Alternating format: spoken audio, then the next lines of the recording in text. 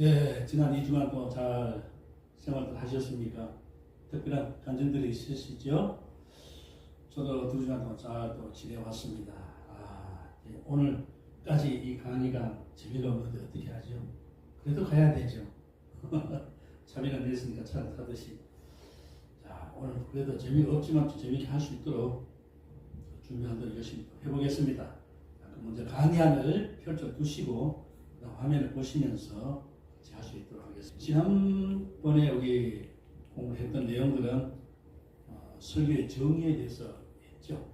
설교가 무엇인가, 설교자가 어떤 사람인가, 어떻게 해야 되는가, 그걸 다루다 보니까 조금 실증은 낮지만은 오늘 또 이어서 이론적인 부분을 공부하도록 하겠습니다. 자, 다섯 번째, 설교의 권위가 있습니다. 권위. 화면을 보시면 붉은 글씨가 되어 있는데 중요한 부분이고요. 설교를 누가 주었느냐? 교회가 준 게 아니고요. 중직자가 준 것도 아니고 개인이 어떤 누구 준 것도 아닙니다. 우리는 하나님으로부터 부름을 받았고 하나님으로부터 사명을 받았기 때문에 이 권위는 하나님으로부터 왔습니다. 그래서 설교의 권위 몇 가지가 나오는데 첫 번째, 설교는 하나님의 말씀을 선포하는 것이기 때문에 하나님의 권위를 가진다. 사람의 권위가 아닙니다. 그래서 어디든지 어느 나라든지 자인권이 있는 나라에서는 종교를 함부로 건드리지 않죠. 그러나 독재 국가나 공산주의 국가나 무슬림권이나 이런 데는요 종교를 인정하지 않습니다. 그렇기 때문에 하나님의 권위나 이런 것은 저들에게 없는 것이죠. 첫째, 설교의 권위는 하나님의 권위다. 그러므로 우리는 하나님의 사로잡혀서 인도하는 데로 해가는 것이다. 두 번째는 설교자가 그리스도의 교회로부터 권위를 받았으므로 설교에는 권위가 있다.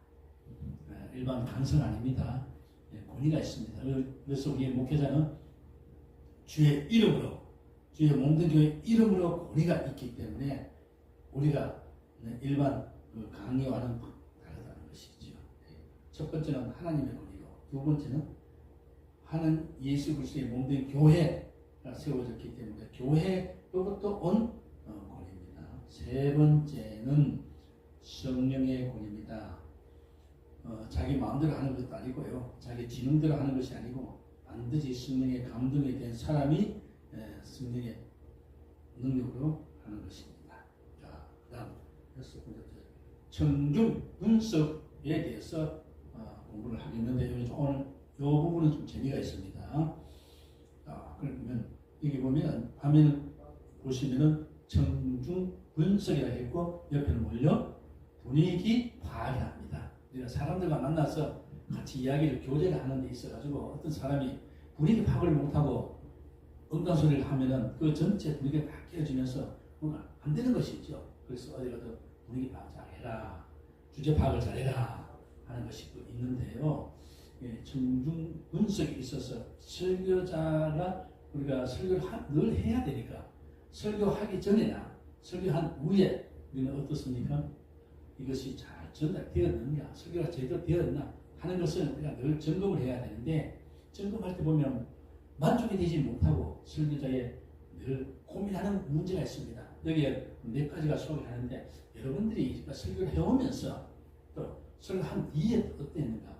아니 또 우리 예배 드리면서 설교자가 설교했는데 그분들이 어떤 만족이 되었는가 이런 걸 한번 서로 우리가 비교해서 보면은 이런 것이 있습니다. 왜 설교자가 고민을 하는가?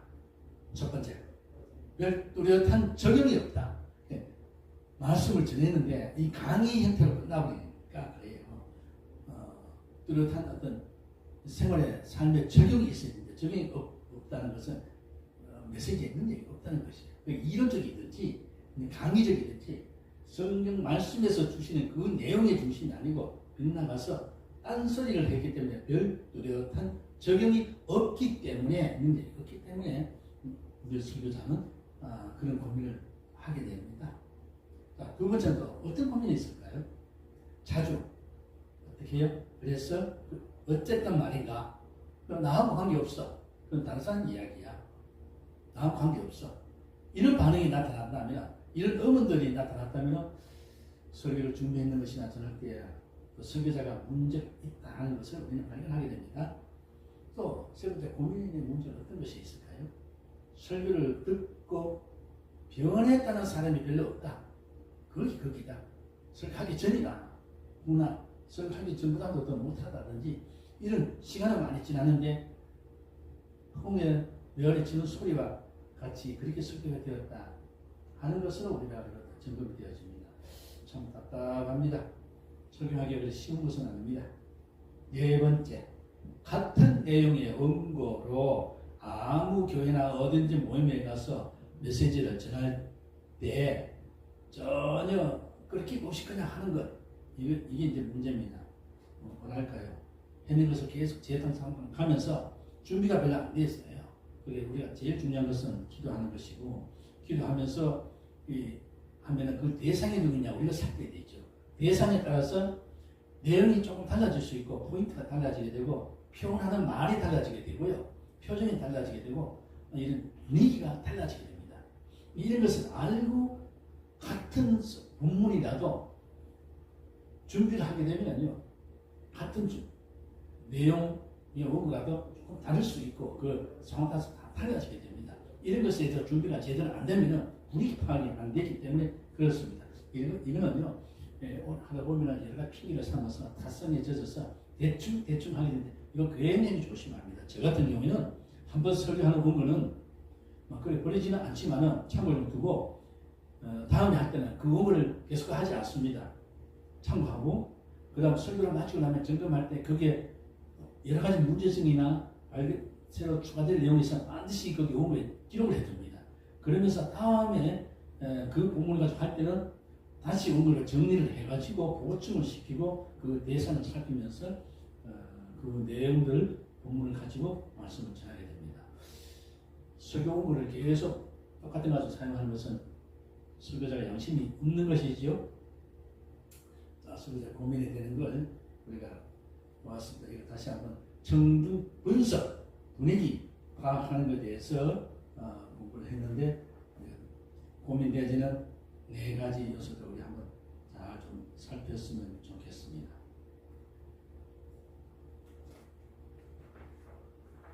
그 다음 청중 분석하기 전에 우리가 고민하는 네 가지 요소를 살폈고 지금은 청중 분석에 있어서 구체적으로 나눠볼 수 있도록 하겠습니다. 여기서 먼저 저는 선교사이고 후원받고 파송비가 없습니다. 그래서 전적으로 자비랑으로 저는 사역을 합니다. 자비랑 일을 하면서 또 이 사역을 하고 해야 되는데 여러 가지 사역하기 좀 힘든 부분은 많습니다. 이런 경우도 시간적으로도 그렇고요.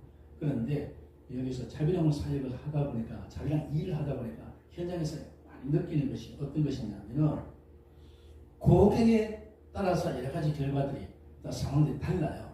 그래서 먼저 이제 고객이 전화가 오면은 통화를 할 때에 제일 먼저 살피는 것이 몇 마디를 2, 3분대로 같이 통화를 상담을 하는 가운데서 이 사람이 진상이냐 아니냐, 골치 아픈 고객이냐, 평균적으로 된 보통의 그런 고객이냐, 그걸 빨리 파악을 합니다. 만일 고객이 골치 아픈 진상의 고객이라는 느껴진다면 거기서 빨리 통화를 맞춰버립니다. 예를 들어가지고 가격에 대해서 계속 지배적으로 말을 한다든지 일반 사람들 고객들 말하는 건 그 이상으로 구체적으로 여러 가지 까다롭게 자꾸 질문을 한다든지 하여튼 저는 들어보면 다 까다롭다 느껴지면 저는 물어봅니다. 언제쯤 할 거냐고 물어봅니다. 그럼 언제쯤 하면 예약됐습니다 하고 빨리 통화를 종료를 시킵니다. 그런 사람은요 일거리를 많이 만나도 또 도움이 되지 않습니다. 왜냐하면 일 마치고 나서 까다롭고요. 돈을 안 주려고 또 돈을 적게 주려고 여러 가지 꽃들이 잡고 사람 희한하게 힘들게 만들고 그렇습니다. 어떤 진상은 그렇게 하면서 돈을 안 주는 사람도 있었고 못 받는 경우도 있어요. 또 덜 받은 경우도 있고 그러면서 어떻게 장난을 어떻게 치냐면 블로그를 올리니까 거기에 올려가지고요.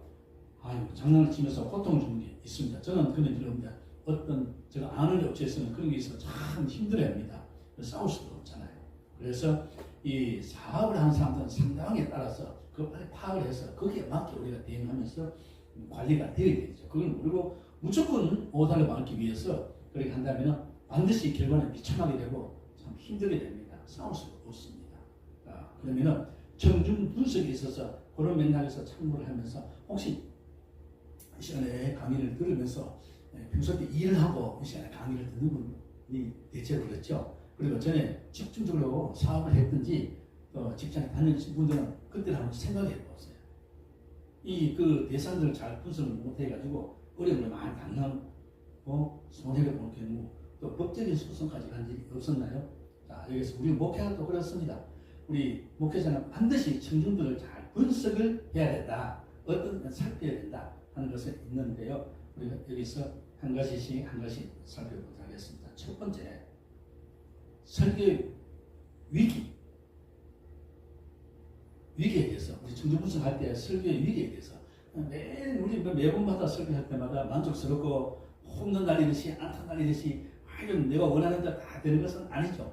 그런 것은 어쩌다 한 번씩 있습니다. 한참 설교하고 나서는 아쉬움이 있고 머리 뒷부분이 가려워서라든지 어떤 걸 생각하면 뒷목이라도 있으면 뛰어나가고 싶은 그런 부끄러움도 있고 이런 것이 있습니다. 이런 것은 우리가 항상 이게 목회는 설교는 사람의 생각과 정보와 지식 전달이 아니라 영성이 향유되어야 되기 때문에 하나님의 감동하심이 없으면 안 되죠. 내가 그래서 준비할 때 은혜 받았으면 전할 때도 반드시 은혜가 있습니다. 그런데 준비할 때 뒤숭숭하고 여러 가지 생각들이 많고 사람 생각이 많다면 그 설교할 때 그때 그 다음에 설교할 때는 쓸데없는 시간과 낭비와 내용과 막 이런 것이 있어서 여러 곤란하고 진땀 흘리게 되는 것이죠. 이런 설교 위기를 우리는 설교할 때마다 계속해서 참고를 해야 되고 정리를 해야 됩니다.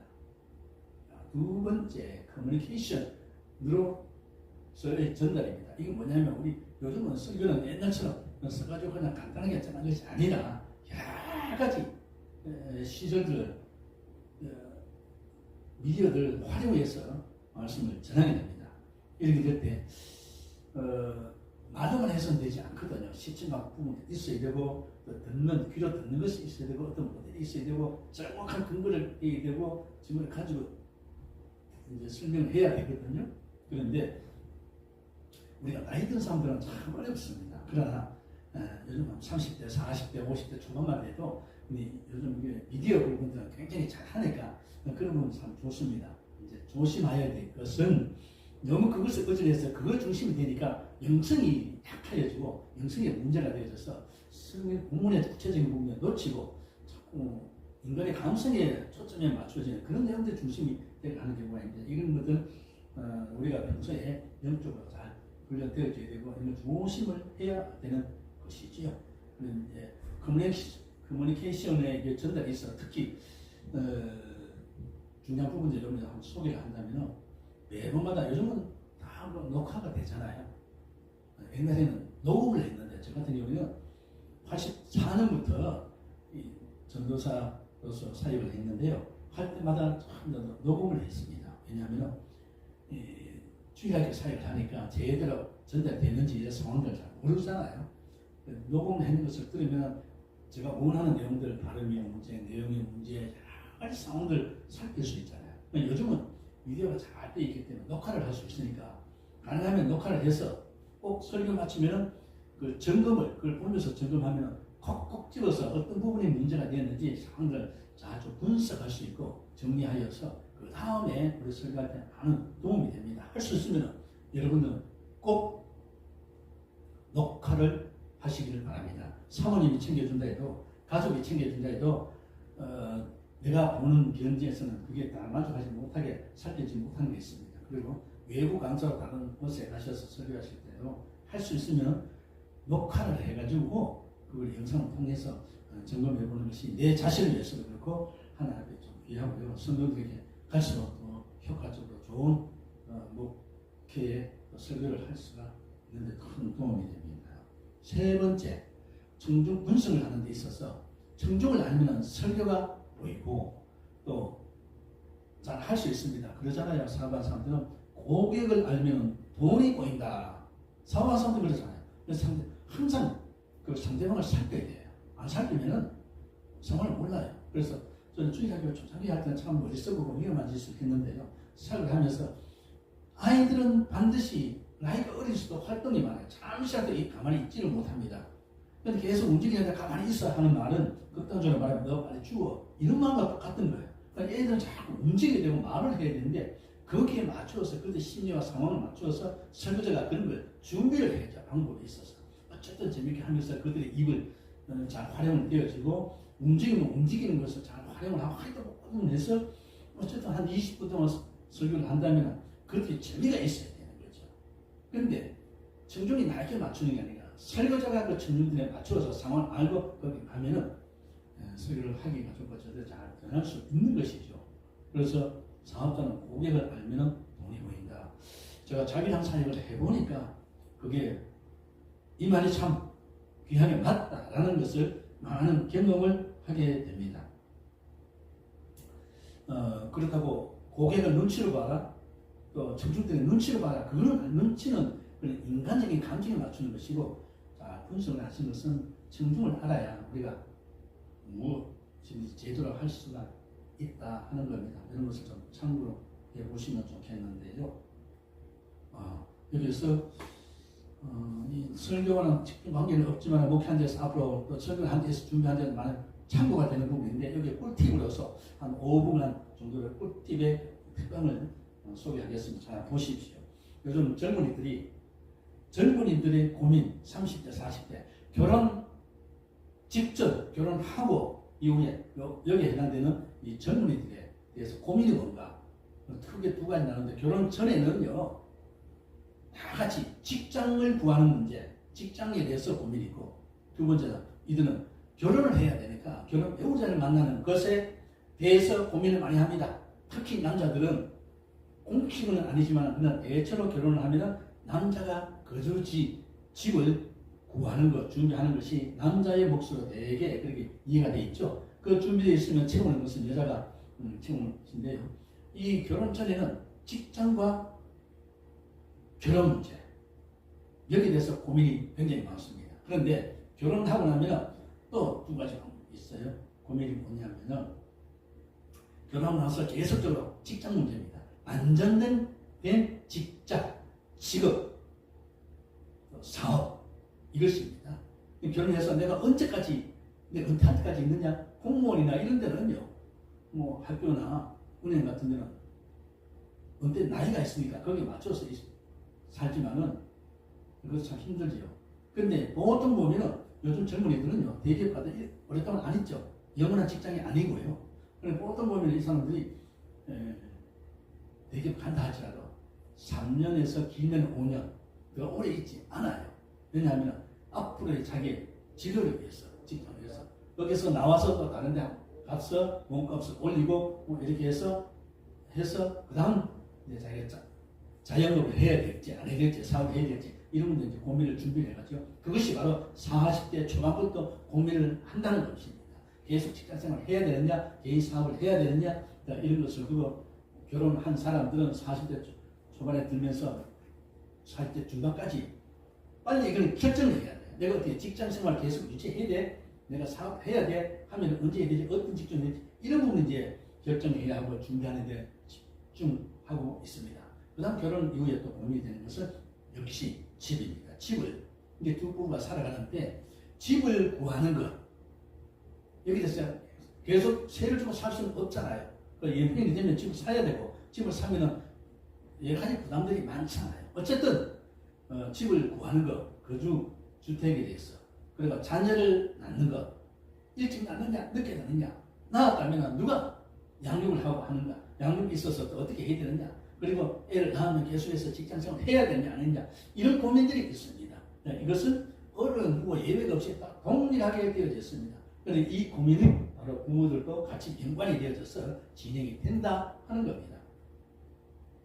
자, 왜 이런 그 40대, 30대, 40대 이 사람들에게 결혼 전 후의 고민에 대해서 제가 이 특강적으로 소개되어지냐면은 이건 우리 목회하고 직접적으로 바로 연관성이 있습니다. 왜냐하면 우리의 성도들이 우리의 목회를 하는데 그 대상들이 이 나이에 있는 사람들 많잖아요. 그럼 이 사람들을 영적으로 어떻게 잘 양육을 하고 어떻게 저들 양을 치워 가야 될까요? 시대적인 현실을 제대로 잘 알아야 목회가 제대로 잘 되어갑니다. 이걸 알아야 청중에 맞는 그들의 어떤 상황인가 기도하면서 하나님 가르쳐 주시는 그들의 상황들을 우리가 알게 되고 거기에 맞는 메시지를 성령이 인도해주는 그 메시지를 제대로 준비해서 전할 수 있습니다. 그럼 저들이 만족하게 먹고 그러면 힘을 얻어서 또 삶이 되어질 때 목회가 왕성하고 이 교회가 건강하게 또 목회자 건강하게 살게 되지 않겠습니까? 자, 이거 잘 한번 살펴서 접목이 되면은 참 좋겠습니다. 그 정정을 알면 설교가 보인다라는 있어서 꿀팁에 잠시 소개했고요. 네 번째, 설교 중의 분석이라는 것이 있습니다. 설교 중의 분석. 자, 여기서 강연을 집중적으로 와좀 주겠습니다. 여기 강연을 두 가지로 요약해서 설명을 하고 있는데, 설교자는 설교를 하는 도중에 청중을 향하여 열린 자세와 의식을 가지고 있어야 한다.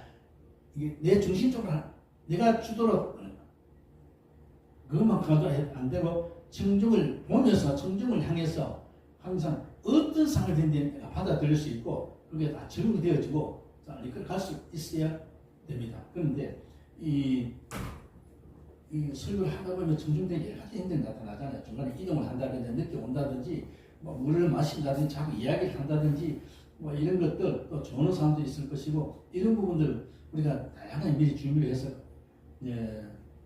그들의 왜 그런지 그 분석할 수 있도록 찾아봐야 되겠죠.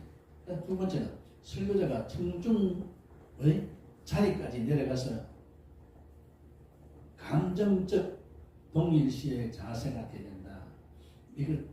이것은 뭐냐면은 그 형편들을 잘 살펴나는 것이죠.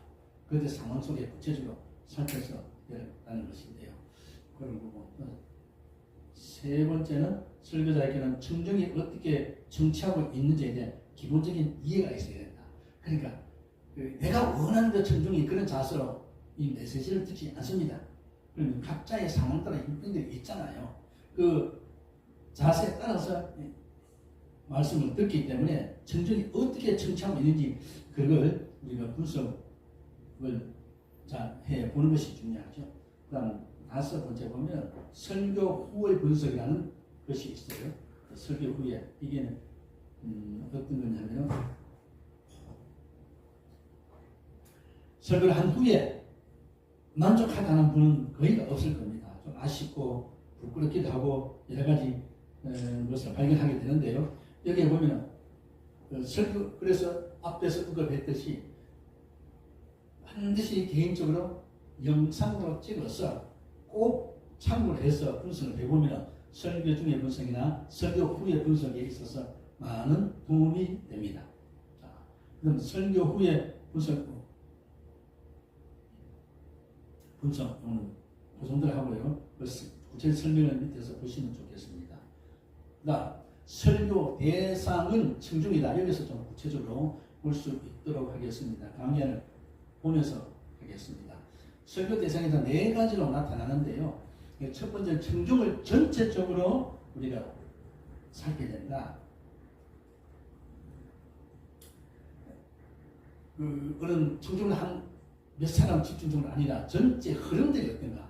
이제 그런 부분들을 이제 살펴있는데 예를 들어가 여기서 연령적으로 여기는 이제 연령적으로 어떠냐. 젊은 세대와 나이 많은 세대, 남자가 많으냐, 직장인이 많으냐, 사업자가 많으냐, 공부하는 학생들이 있냐, 청년들이 있느냐, 청년이 젊은 사람이 많다면 결혼하지 않은 청년이 있냐, 결혼한 가정이 있는 청년이냐, 또 여기서 애가 있는지 혼자 뭐 이런 것을 좀 전체적으로 살펴보는 그걸 좀 이해를 하고 대상을 이해를 하면은 청중을 전체적으로 보는데 많은 도움이 되겠습니다.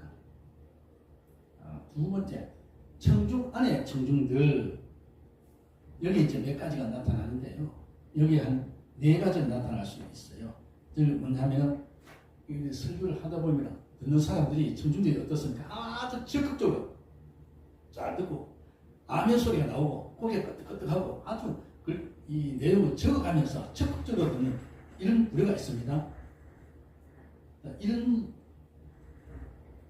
이 청중간의 청중은 네 종류에서 적극적으로 관여하는 자가 있습니다. 이런 대체로 보면 이제 각 예수를 믿기로 하고 나온 사람들이나 특히 은혜를 많이 받는 사람, 또 어떤 중직자 중에서도 특히 내가 정신 차려야 돼 이러면서 말씀에 예배에 집중하는 분들이 있어요. 그러면 적극적으로 관여. 이거 왜냐하면 우리 교회 안에서 여러 가지 직분에 따라서 다르지만은 관여하는 부분이 많잖아요. 섬기는, 봉사하는 부분이 많아요. 근데 이분들이 이제 적극적으로 반응이 나타내는 부분이 있습니다. 그 보면은 어느 교회 가면 말씀을 듣는 중에 보면은 맨 앞에 앉아가지고 아멘 하고 큰 소리 하는 가끔 나오잖아요. 그걸 보면 어떤 분은 부정적으로 보는데 저는 적극적으로 봅니다. 하도 아멘 안 하니까 다른 사람들도 듣고 좀 반응이 있으면 좋겠습니다. 그러나 너무 시도 때도 없이 아멘 하고 그거는 좀 분위기를 좀 찾아야 되겠죠. 첫 번째는 적극적으로 관여하는 그런 청중들이 있는가 하면 두 번째는 회의로운 자들이 있어요. 이 회의로운 자는 1번과 2번 반대적인 거, 반대주의자. 뭘 하면 깔짝깔짝 반대하고 뭐 틀린 게 있나 없나, 본문 읽을 때 글씨 하나 토를 틀렸나, 참 이런 게 있잖아요. 이런 거 살피고 그 사람이 오늘 옷을 왜 저래 입었어? 넥타이는 저런 거 입었어? 오늘 따라 왜 저랬어? 이런 거 있잖아요. 저 군소리가 많네. 뭘 또 이런 적극적이지 못하는 반대주의자가 있어요. 자, 이런 사람들을 우리가 그냥 지나갈 수는 없습니다. 이게 청중 중에 이 사람 이런 사람이 있다는 걸 이런 청중을 좀 알아야 되겠죠. 자, 세 번째 봅니다. 습관적인 자가 있습니다. 습관적인 자. 이걸 좀 지나치게 말하는다면 율법주의자, 바리새인주의자, 바리새의주의 못하네요. 바리새인, 바리새의 이렇게 고쳐야 되겠는데 못합니다. 죄송합니다. 자, 습관적으로 그러니까 이 사람들 한마디로 말하면 성도가 아니고 교인입니다. 교인은 중에서 성도와 교회 다니는 사람 두 종류가 있는데 그 성도가 되지 그냥 다니는 이름 안 있는 교인이 되지 않습니다.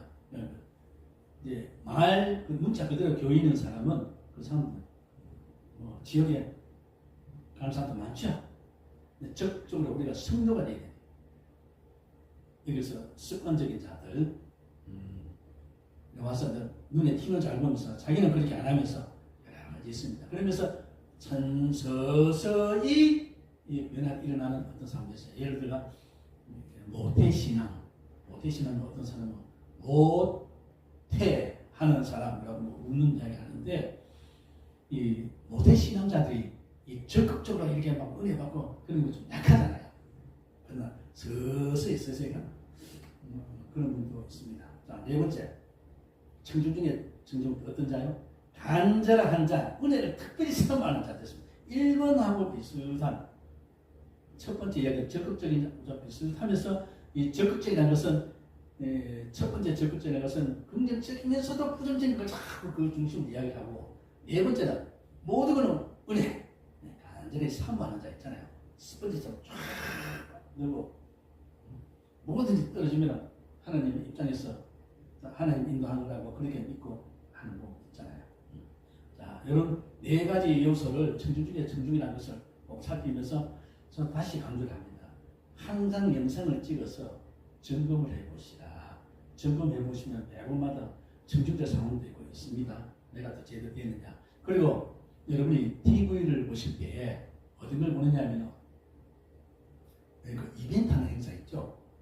음악회를 한다든지 KBS 1TV 원래가 저녁에 뉴스 마치고 나서 가요무대 하잖아요. 근데 그런데 보면 카메라가 비춰질 때 가수도 비추지만 청중들이 반응이 어떻게 하는 거 보면 거기에 반응할 때 적극적으로 하면 박수 치면서 이렇게 어떤 좀 서서 몸을 흔들면서 같이 노래하는 거 있잖아요. 근데 그런 프로그램을 보셨을 때 그는 뭐 아침 그러면 KBS 1TV는 아침마다 8시 20분부터 하잖아요. 거기 보면은 그 앞에 나왔던 그 객석에서 나왔던 초대 손님이 또 사회자가 있고 그 다음 거기에 같이 응원하고 하는 그 뭡니까 아줌마 무대들도 있고 있잖아요. 그런데 카메라가 비춰질 때 특별한 상황일 때 이 청중들 그 앉아서 응원하고 막 박수치고 하는 사람이 있잖아요. 그 사람들의 그 모습을 카메라가 딱 잡아야 하는 거예요. 다는 그렇지 않은데 그런 모습을 보일 때 우리가 설교할 때 청중들이 이런 사람도 있고 저런 사람도 있다. 이걸 이제 우리 참고를 해야 되죠. 자, 여러분들께서 항상 영상을 찍어서 참고해 보시면 참 좋겠습니다. 자, 이제 좀 넘어갑니다. 이제 설교자에 대해서 앞에는 여러 가지 인호상에 설명했고, 이번에는 설교자 우리 자신에 있어서 몇 가지를 소개를 해 보려고 합니다. 여기서 첫 번째 앞에 화면을 한번 보실래요? 붉은 색깔이 있습니다. 설교자, 우리 믿는 사람, 목회자는 제일 첫 번째 꼭 우리가 잊지 말아야 되는 것은 뭐냐면 소명감, 사명감. 그 한자를 적어두었습니다. 영어까지 쓰려다가 한자를 썼습니다. 우리는 우리 한국 말 문화나 여러 가지는 한자와 많은 관계가 있고 의미가 잘 통하는데요. 소명감이라는 것을 부른다. 위에서 부르는 책임감이죠. 먼저 우리 예수 믿는 사람들 하나님의 부르심이 있기 때문에 소명감 능력이 있어야 되고요. 그 다음 사명감, 불렀으면 목적이 있어요. 사용하시기 위해서, 일꾼 쓰기 위해서. 그래서 하나님이 각자를 부르시고 각자에 맞는 사명을 주셨다. 이것을 알아야 돼. 이게 없으면은요, 이거 없이 그냥 따라갔어 흐물쩍 이러다가 남들이 하니까 나도 직업을 골라야 되는데 뭘 할까? 이것도 저것도 안 되니까 나는 이걸 한다. 그거는요, 밖에서 돈벌이나 그래 하는 거고, 우리는 목회자는 절대로 이 소명과 사명을 잊어서는 아니 됩니다. 그래서 우리가 신학을 공부하고 강사 고시 넘어가고요, 목사 고시하고 안수를 받을 때 노예사잖아요. 제가 목사님 있고 안수기도를 합니다. 그런데 안수기도 하기 전에, 안수식 하기 전에 설교하시는 분이 꼭 강조를 하고, 저도 그렇게 얘기합니다. 안수를 받기 전까지는요, 목사가 아닙니다. 언제든지 다른 직으로 선정을 해서 됩니다. 다시 설교자가 이야기하죠. 지금도 안 늦었다. 참으로 하나님 나를 부르셨나? 나를 예수, 하나님 자녀를 부르셨고, 목사를 부르셨나? 근데 그리고 목사가 되는 것이 맞느냐? 하나님의 지금 맞느냐? 이거 꼭 살피고, 그것 아직도 나는 모르겠다는 사람들은 지금이라도 돌아서라. 다시 확신할 있을 때까지 돌아가라. 다음에 하나님 확실하게 말씀하면 그때 와서 안수를 받으라. 그때 가서 목사 고시 없다. 와서 안수를 받으면 된다. 라고 이야기를 많이 합니다. 저는 신학생들에게 강의를 하면서 이 얘기를 굉장히 중요시 여기거든요. 아예 소명감 없이 사명감 없이 뭘 할까? 그거는 돈벌이 나가서 어느 거 장사할까? 그게 되는 되지만은 우리 목회자는 이렇게 첫 번째 조건을 잘 이해를 하고 여기서 잘 맞추어 가야 합니다. 두 번째, 설교자는 하나님과 영혼에 대한 사랑이 있어야 된다. 이게 돈벌이는 아니잖아요. 나는 우리 일반 일하는 것은 마음에 안 들면 업종을 언제든지 바꿀 수가 있어요. 내가 팔고 또 변상이 되면 변상하고 넘어가면 돼요. 계약만 바꾸면 돼요. 그런데 우리 목회자는 청중들 목양을 하는 데 있어서 그게 안 되잖아요. 영혼이기 때문에. 그러니까 영혼 속에는 누구냐 꼭 들어가는 게 여기에 사랑이 있어야 된다 해서요. 이 사랑이 있어야 되는 건 사랑의 자를 보면 여기 보세요. 사랑의 자를 보면 이거는 지금 중국 글자 두 가지로 나타나는데 대만 옛날에 우리가 곡을 쓰던 그 애자가 그 애자죠. 자, 여기 사랑의 자를 좀 보면은 어떤 거냐면 중간에 보면 마음심이 들어가 있어요. 마음심이 들어가 밑에는 우정할 때 우자거든요. 근데 사랑에는 반드시 마음이 들어가야 사랑이지. 마음이 없으면 사랑이 아니에요. 조건이에요. 조건. 제가 중국 선교사 살아와서 지금 하고 있는데 사람들 내보니까요. 옛날 사람은 다르고 요즘 이 유튜브에 나와 있습니다만 젊은 사람들이 결혼의 조건이요. 좀 우리나라는 그렇지 않습니다. 결혼할 때 여자는 반드시 남자에게 결혼 잔금을 요구를 합니다. 아주 고산적이고 지금 젊은이 인식이 어떠냐면 여자가 30 넘어가면은 할머니 돼요. 남자가 35 넘어가면은 할아버지 돼요. 그러니까 여자가 결혼 적령기가 언제냐면 28 전까지 25에서 28까지가 최고의 금값이에요. 그래서 여자가 어쩔 수 없는 거 맞춰서 결혼하는데 이제 여자들이 남자를 배우자를 요구하는 조건이 뭐냐면 차 있어야 돼. 고급차. 아파트 있어야 돼. 그리고 결혼 지참금 우리 돈으로 최소한 2억 이상이에요. 어떤 사람 뭐 5억 벌는데 10억이 뜨고 막 이래요. 2억 이상의 지참금을 신랑이 신부집에 주어야 돼, 부모에게. 그거 하면 안 하면 돼요. 그러니까 직장이 한 달에 우리 같은 얼마야? 150만 원 이상의, 적어도 150만 원, 200만 원 이상의 월급이 돼야 되고, 내가 결혼하면 나에게 생활비 수당은 월급을 줘야 되고, 일하는 사람 와가지고 집안일을 해야 되고, 뭐 이런 조건 해가지고 해요. 그리고 결혼하면 애를 안 낳는 되는 거예요. 이거도 망하는 징조죠. 요즘 중국 안에 젊은이들이 그런 의식에 그 결혼 연령이 인상 참 많아요. 그래서 여자들이 30 넘고 35 넘어가는 여자들 참 많습니다. 조건이 너무 많았어. 그래서 요즘 남자들, 중국 남자들은 결혼 안 합니다. 왜? 그 돈 가지고 나는 잘 먹고 나 혼자서 잘 살래. 그리고 애 안 낳게 했대요. 사회 여러 가지 보니까 고생하는 거. 아니, 나도 하면 안 돼. 나 혼자 말도 서로 살만 해. 우리 애에게는 고생을 안 시키겠다. 그러니까 중국의 이 젊은이들 결혼에 있어서 그런 문제가 있어서 참 심각합니다. 자, 여기 있어서 이 사랑의 자, 이제 두 번째 설교자는 하나님에 대한 영혼에 대한 사랑이 있습니다. 결혼은 조건이 뭐예요? 사랑이죠. 두 사람이 사랑이죠.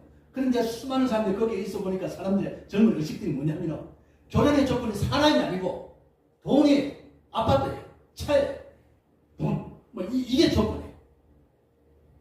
그래 빨리 먹어야 되는 거죠. 자, 우리는 어때요? 우리나라에는 그런 거 아니잖아요.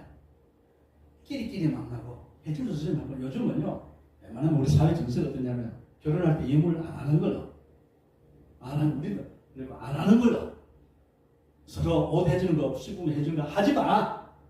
저도 이제 아들이 이제 내년에 어떻게 결혼할지 안 할지 모르는데 이게 만나잖아요. 양가 만날 때 신랑집에서 이야기하잖아요. 우리 딸이 결혼할 전에 뭐죠? 상견례 할 때 이야기가 뭐냐면 상견례 하는데 등산복 입고 저는 양복 입고 왜 이래 그러는데 이야기가 너무 허탈하면서 폼 잡지 말자. 그거예요. 아시오시 하자. 있는 대로 하자. 그리고 결혼할 때 다 필요 없습니다. 부모에게 선물하지 말고 옷 사주지 말고 이들이 살기 위해서 집고 갑니다. 거기에 집중하고 다른 건 선물 없애봅시다. 선을 딱 가서 딱 이야기하고 우리는 굉장히 그렇잖아요. 그래서 아들이 또 이제 앞두고 이제 상견례 하게 된다면 제가 먼저 그걸 이야기하려고. 왜냐면 시부 측에서 얼마나 마음 졸이겠어요. 그런데 이것처럼 사람과 하나님만 사랑의 관계입니다. 그 외에는 사랑의 관계가 아니에요. 짐승하고 동물하고 사랑의 관계 아닙니다. 좋아하는 그런 감정이죠. 좋아하는 거하고 사랑하는 건 전혀 다르죠. 그래서 설교자가 우리 목양을 할 때는 뭐예요?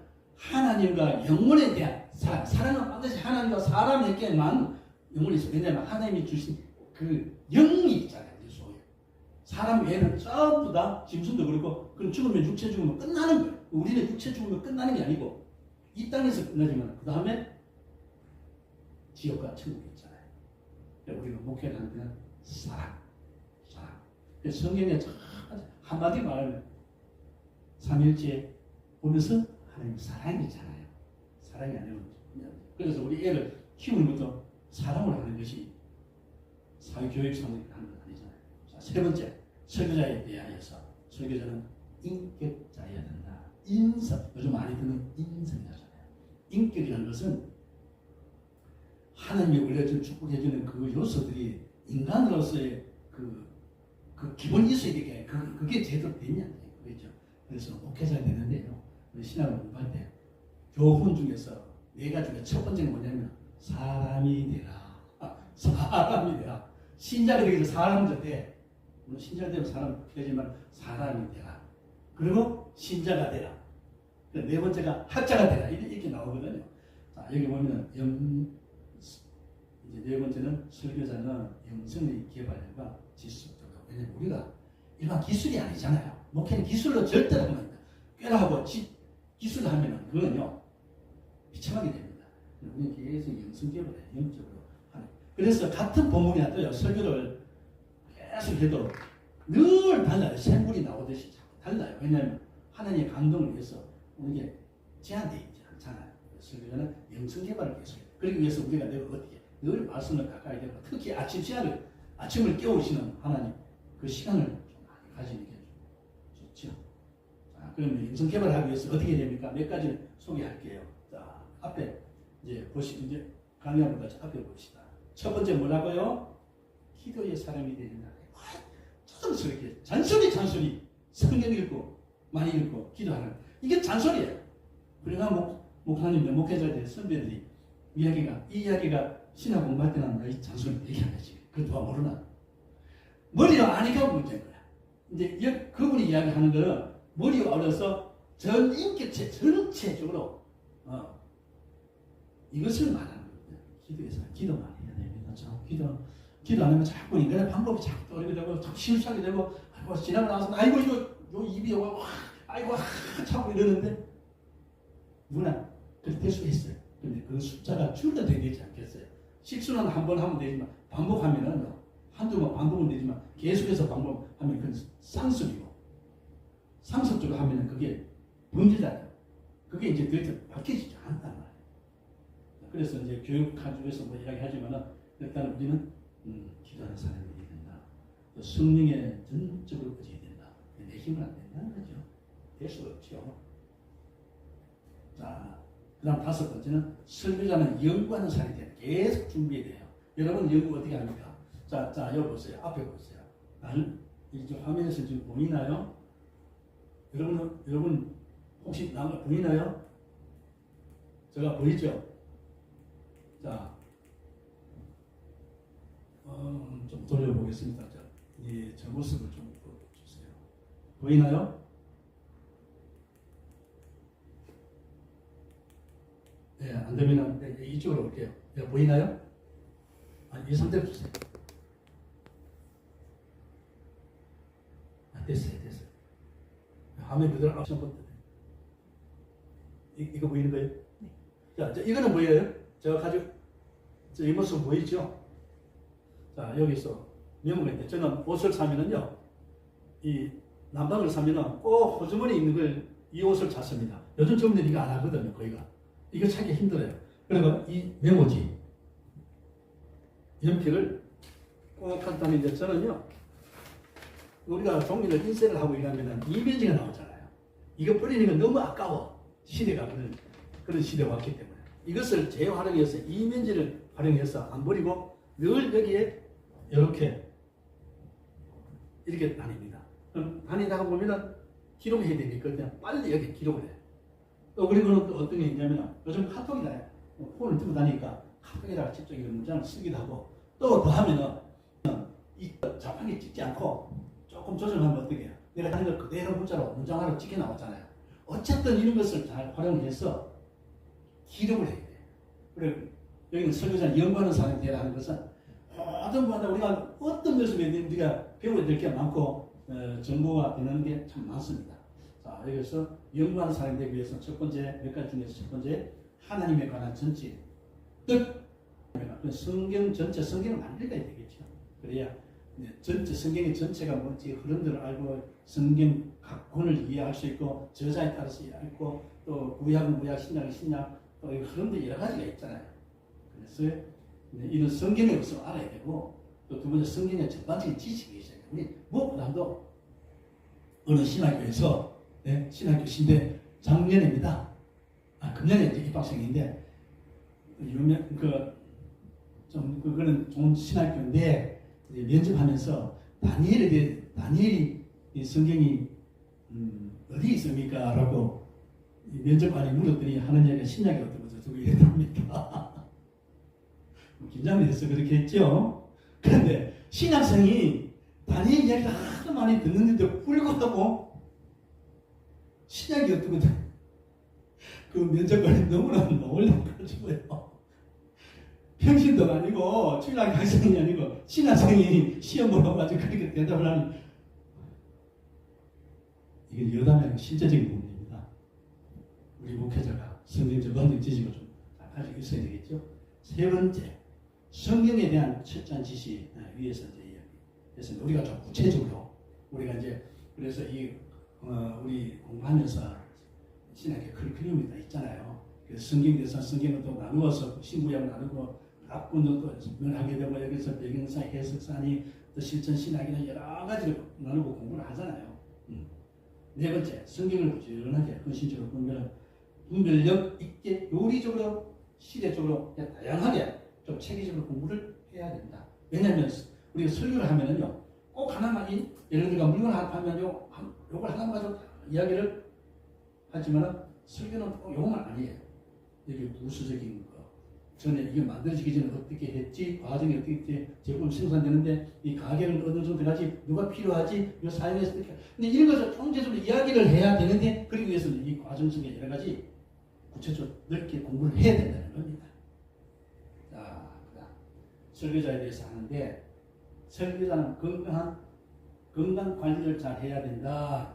이 부분들은 여러분들이 강연을 보시면 구체적으로 나와 있으니까 참고를 하시되 그리고 두 번째 보면은요 하나님과 나와의 시간을 가질 수 있는 시간을 많이 만들어야 한다. 참 아쉽습니다. 이 앞에 보면 화면 맨 밑에 보면 뭐라고요? 기도원이 빨간색이 했어요. 좋다. 기도원이 좋다. 이 말은 뭐냐면 지금은 기도원이 있느냐 이런 묻는 사람도 있고 요즘 수양가 그러면은 얘들은 기도원 그러면 잘 이해를 못하게 우리 세대 50대 중반 넘은 사람들은 기도원 그러면은 이해가 돼요. 왜냐하면 90년대 초만 해도요 교회에서는 주중에만 한 달에 한두 번은 꼭 기도원에 올라가서 같이 기도하면 목회자는요 1년에 맞춰지면 11월 달 되면 추수감사 맞추고 보따 사진 지고 어디 가냐면은 기도원에 가요. 가서 한 해를 정리를 하고 한 해를 또 계획을 세우는데 기도하면서 그렇게 했는데 요즘은 그게 거의 없잖아요. 그래서 이게 말은 나와 하나님 관계한 특별한 연중이나 어떤 전후반기의 시간을 만들어서 하나님과 관계를 시간을 많이 가지는 이때 가서 잠도 충분히 좀 자고 그 다음에 기도하고 밥만 먹고 천장 보고 기도하고 그 다음 산책하고 생각하고 이런 시간 좀 많이 가지면 거기서 좋은 하나님이 인도해 주시거든요. 여러분이 할 수 있으면 개인적으로 이런 시간을 좀 가져서 전반기 후반기 시간 나누어서 이런 시간을 좀 가지면 참 좋겠습니다. 할수록 기도원이 없다고 뭐 이렇게 하니까 좀 할 수 있습니다만은 예, 그 다음 건강에 대한 거는 여러분이 참고를 하면 좋겠습니다. 자, 그리고 건강관리 리듬이 있는 생활 중에서 뭐 밑에 보면 제가 거기는 없습니다. 강의안은 없는데 여기는 뭐라고 되어 있죠? 강의안 내용 참고 P27 그러니까 앞에 우리 강의를 했습니다. 지난 두 번의 강의 했는데 거기에서 보면은 그 설명을 제가 강의안 내놓았어요. 그거 보시고 좀 참고를 하시면 좋겠습니다. 이건 구체적으로 안 하겠습니다. 뭐예요? 다음 시간에 하려고 그러네요. 네, 됐습니다. 그러면은 앞에 한 시간도 조금 참지만은 또 핵심적인 이야기만 원해서 했고요. 자세한 거는 여러분이 강연을 다시 한번 저희가 살펴보시면 보충 설명 가운데서 도움이 되실 것입니다. 이런 부분들 통해서 다시 한번 해주시면 좋겠고요. 또 한 번째 마지막으로 이 내용은 뭐냐면은 어느 과목이든지 그렇습니다. 설교학을 공부하시면 여러분이 회의가 됩니다. 회의가 돼요. 아이고 이렇게 설교학들 보고 설교하는 사람 누가 있느냐? 아무도 없습니다. 몰라 예수님을 하시는 거예요. 그런데 너무나 설교에 대해서 너무 모르고 무지하면서 자기 마음대로 기준에 속에서 설교를 하는 여러 가지 문제 파생이 되니까 그래서 신학교 이 공부 시간에 설교학이라는 과목 속에서 설교라는 것이 어떤 것인지 정의부터 시작해서 여러 가지를 공부를 합니다. 공부하면서 설교를 할 때 전부 다 동시에 이루어질 수는 없지만 어떤 부분을 어떤 이용할 수 있고 어떤 부분을 어떻게 사용될지 이게 있거든요. 그러니까 우리가 전반적으로 우리 한번 점검을 하고 또 공부를 한다 생각을 하시고 그래서 설교하게 돼서 공부하시면서 너무 걱정하지 마시고 부정적으로 보지 마시고요. 이런 부분은 몰랐는데 이제 알았구나. 이걸 알고 맞게 현장에 맞게 이렇게 우리가 준비해서 또 거기서 더 힘든 것은 우리한테 다른 책들을 좀 참고하고요. 또 여러 동료들이나 선배 목회자님들 만나면서 목회 현장 이야기를 듣고 또 그리고 또 뭐냐면 다른 분들 설교하는 것을 대조해가면서 그러니까 무엇보다 중요한 것은 기도를 하는 거죠. 기도하면 하나님께서 거기에 맞게 귀하게 설교하기라는 내용들 하나님 구체적으로 밝혀주십니다. 그래서 다음 시간부터는 우리가 이제 설교의 분류, 이제 이론 부분은 거의 이제 끝나고 다음부터는 이론과 어떤 실적인 부분들을 하나씩 소개하게 되겠습니다. 참고해 주시고요. 앞에 공부했는 내용들을 다시 한번 우리 맨 처음에 우리 시작했던 두 번 나누어서 했던 그 내용을 좀 잘 기억을 하시면 2장부터 공부해 가는데 많은 도움이 되겠습니다. 어쨌든 이 내용을 참고하셔서 말씀 많이 보는 가운데 기도하면서 지혜를 얻어서요. 그 능력을 받아서 차근차근 귀하게 여러분의 사역 속에 귀하게 하나님의 역사가 있으시기를 바라면서 오늘의 강의를 마치도록 하겠습니다. 모두 다음 시간까지 안녕, 잘 지내시고 평안하세요.